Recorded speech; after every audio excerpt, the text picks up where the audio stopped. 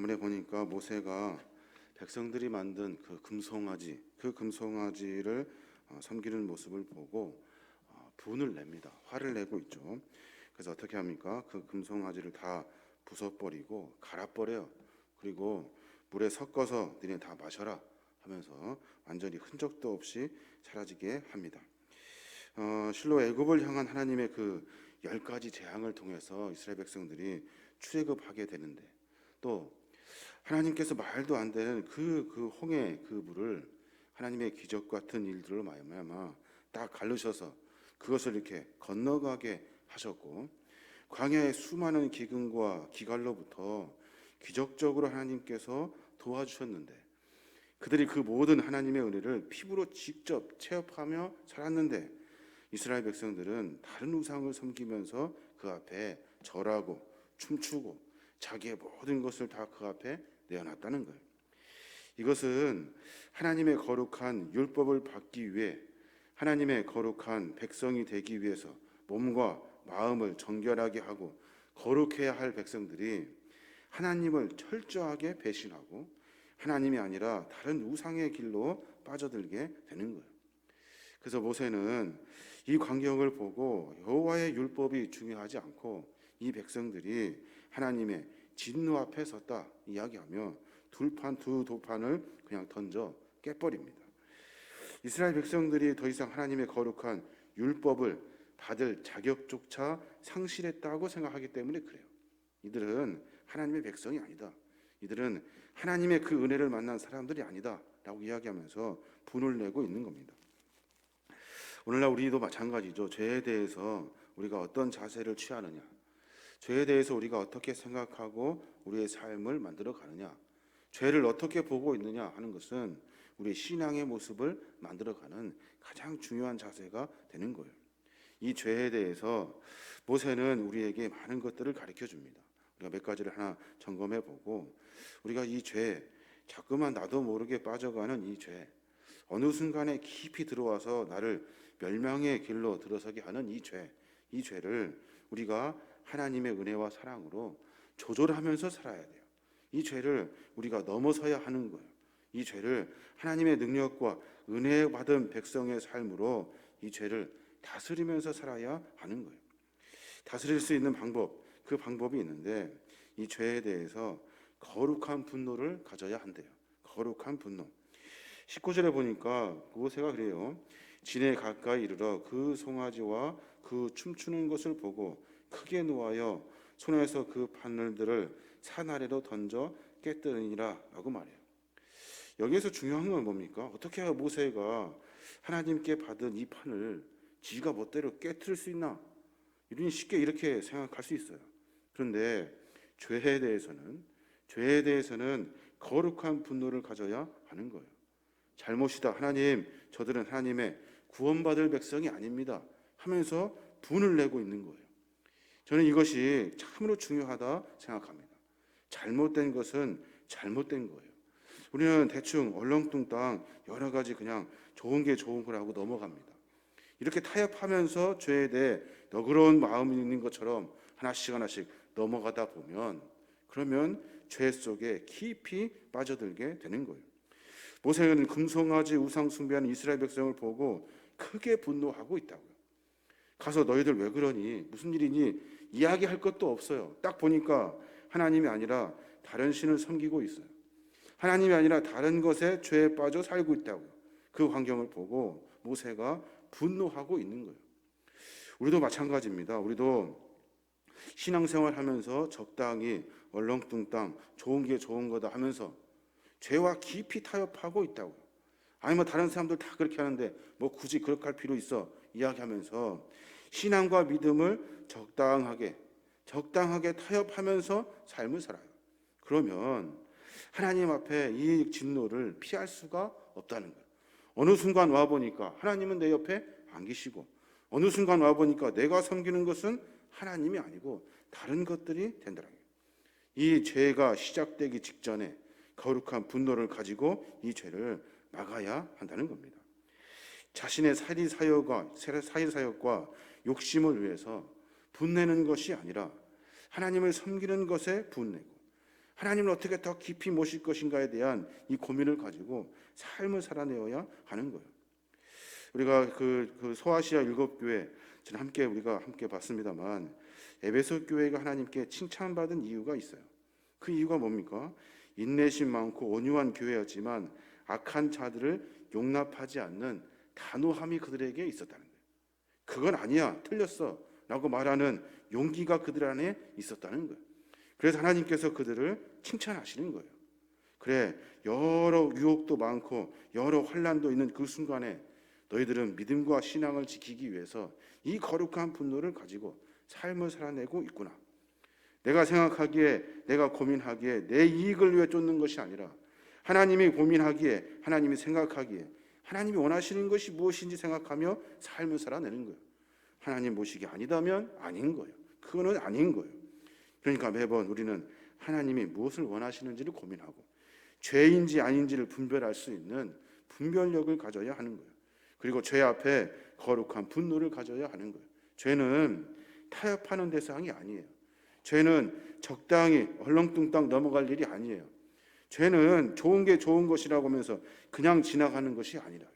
죄는 죄인 거예요.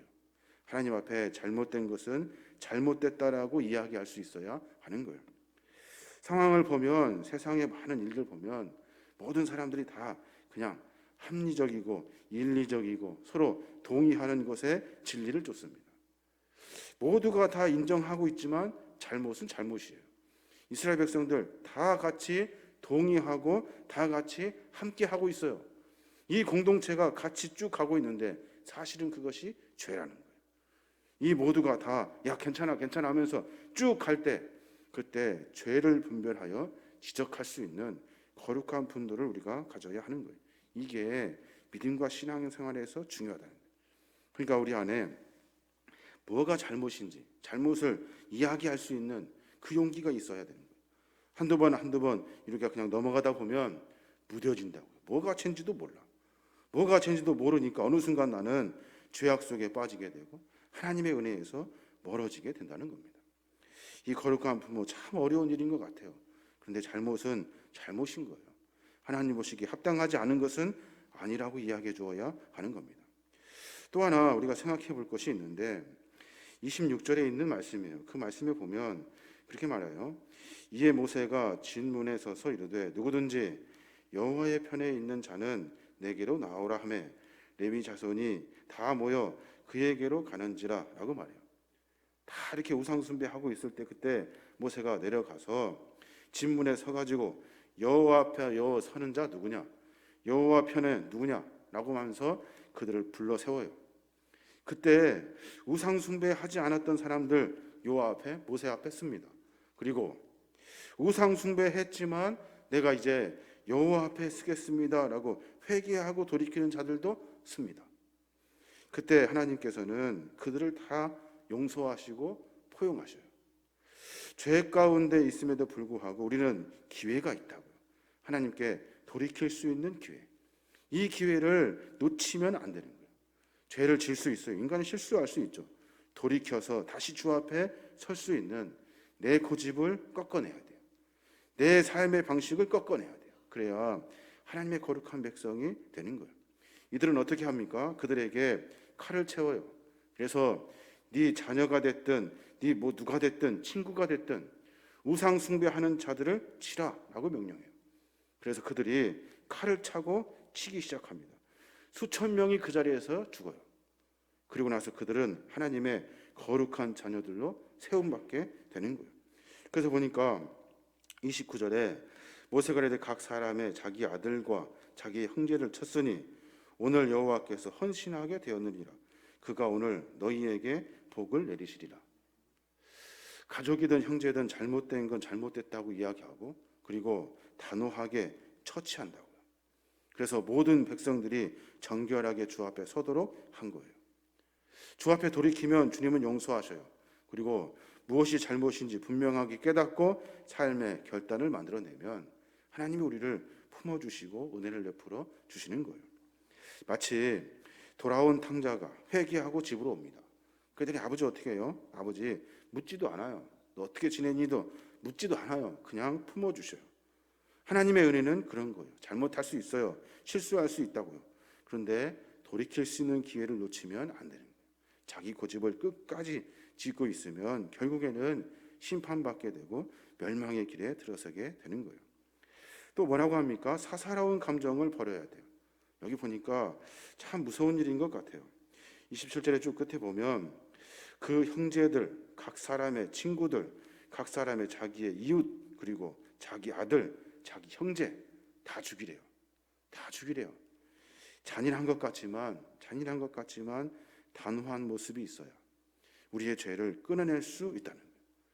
어떤 생각이 드십니까? 죄 앞에 들어서서 우리가 돌이켜서 이렇게 말도 안 되는 일을 우리가 만약에 하게 된다면 얼마나 어렵겠습니까? 그 전에 죄의 길에 들어서지 않아야 돼요. 죄의 길에 들어서지 않도록 매 순간순간마다 깨어 있어야 되고 하나님과 함께 고민하는 신앙의 삶을 살아야 하는 거예요. 죄는 어느 순간 나를 그냥 한 번에 무너뜨려요. 내가 죄 가운데 있는지도 모르는 순간에 죄의 길에 들어선다고요. 조금씩 이슬비에 옷 젖듯이 어느 순간 내가 죄의 자리에 우뚝 서게 된다는 거예요. 그때는 도저히 돌이킬 수가 없게 되는 거예요. 기독교는 사랑의 종교라고 이야기합니다. 그런데 성경에 자세히 보면 사랑의 종교 맞습니다. 그러나 하나님은 공의의 하나님이에요. 잘못은 잘못이라고 분명하게 지적하시고 그 잘못에 대하여 돌이키지 않는 사람들을 하나님은 가차없이 처단하신 분이세요. 공의의 하나님, 용서하시고 그리고 품어주시고 사랑하신 하나님이에요. 돌이킨 자들에게는 그 사랑 만날 수 있지만 버티는 자들에게는, 하나님의 거룩한 말씀 앞에 서지 아니하고 버티는 자들에게는 하나님의 공의가 나타나게 되는 거예요. 사도 바울이 신약성경에 보면 성도들의 자세를 교훈하면서 여러 가지 이야기를 합니다. 갈라디아서 6장 1절에 보면 그런 말씀이 있어요. 형제들아, 사람이 만일 무슨 범죄한 일이 드러나거든 신령한 너희는 온유한 심령으로 그러한 자를 바로잡고 내 자신을 돌아보아 저도 시험을 받을까 두려워하라 라고 가르쳐요. 무슨 말이냐면 누가 범죄한 일이 있어요. 주 앞에 멀어진다고요. 죄악 가운데 있다고요. 그러면 온유한 심령으로 그를 바로잡아야 돼요. 바로잡아라. 온유한 심령이 뭐예요? 하나님의 거룩한 사랑을 갖는 그 사랑으로, 그 영혼을 불쌍히 여기는 마음으로 그를 바로잡아야 돼요. 매질을 해서라도, 그를 때려서라도 그에게 정신 차리도록 바로잡아서 하나님 앞에 서게 해야 돼요. 그러니까 그를 보고 어떻게 해야 돼요? 우리가 혹시 다음에 우리도 저들처럼 시험을 당하지 않을까 두려워하는 마음으로 삶을 살아래요. 에베소 5장 15절에도 그런 비슷한 말이 있어요. 너희는 열매 없는 어둠의 일에 참여하지 말고 도리어 책망하라 라고 말해요. 사람들은 우우 몰려다니면서 그것이 마치 진리인 것처럼, 일리인 것처럼 다 동의해서 진리처럼 생활한다고. 그 우우 몰려다니면서 죄악에 빠져 열매 없는 삶을 살지 말고 그들을 책망하며 돌이키라는 거예요. 책망하려면 어떻게 돼요? 내가 먼저 발라야 돼요. 내가 먼저 하나님 앞에 반듯하게 서야 돼요. 그래서 하나님의 거룩한 공동체를 세워가라고 우리에게 분명하게 이야기하고 있는 겁니다. 킹이라는 목사님이 계셔요. 그 목사님이 이런 글을 쓴 것을 본 적이 있어요. 뭐라고 하셨냐면 우리 성도들이 두려워해야 할 것은 악인이 범죄하는 것이 아니라 그 범죄에 대하여 침묵하는 것이다 라고 말해요. 우리가 두려워할 것은 뭐예요? 범죄가 아니에요. 그 죄에 대해 침묵하는 것을 두려워하래요. 우리 공동체 안에서도 여러 가지 어려운 일들이 있습니다. 그냥 넘어간다고요. 좋은 게 좋은 거라고 넘어간다고요. 그러다 보면 공동체가 서서히 죄가 길에 들어서요. 어느 순간 돌이킬 수 없을 만큼 와버린다고요. 그때 하나님의 진노를 받게 되고 이제 영원히 하나님께 돌이킬 수 없는 일들을 만나게 되는 거예요. 우리 삶의 모습을 좀 점검해 봤으면 좋겠습니다. 내가 하나님 앞에, 이 죄 앞에 거룩한 분노가 있는지, 맨날 죄가 나한테 엄습해 올 때 적당히 타협하고 얼렁뚱땅 넘어가려고 하는 마음이 있다면 돌이켜야 돼요. 죄는 죄예요. 잘못은 잘못이다. 이것은 아니다 라고 분명히 말할 수 있어야 되고, 혹 우리가 넘어졌다고요, 죄 가운데 빠졌다 할 때 회개하고 돌이켜서 다시 주의 사랑을 만나야 되는 거예요. 버티면 안 돼요. 내 고집 피면 안 돼요. 돌이켜서 하나님의 은혜를 만나야 되는 거예요. 또 죄에 대해서는 사사로운 감정을 버려야 돼요. 아닌 건 아닌 거예요. 그래서 아예 그냥 뿌리를 뽑아내듯이 우리가 죄에 대하여 두려워할 것은 침묵하는 것이라 했어요. 넘어가지 않고 그것을 도려내야 되는 거예요. 이 어려운 일들을 우리가 해야 하는 겁니다. 믿음의 삶의 여정, 그 길은 참으로 험난한 것 같아요.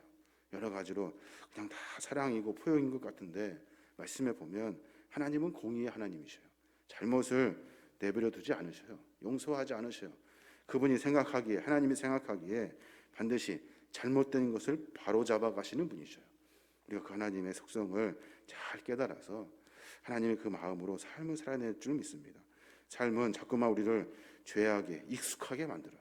죄가 아무것도 아닌 것처럼 만든다고요. 어느 순간 하나님과 멀어지지 아니하도록 우리 모두가 다 깨어서 하나님의 거룩한 말씀 앞에 서고 무엇이 잘못인지 분별할 수 있는 성령의 능력과 은혜를 받아서 우리가 삶을 살아낼 수 있는 믿음의 정도를 되시길 주님의 이름으로 축원합니다. 아멘.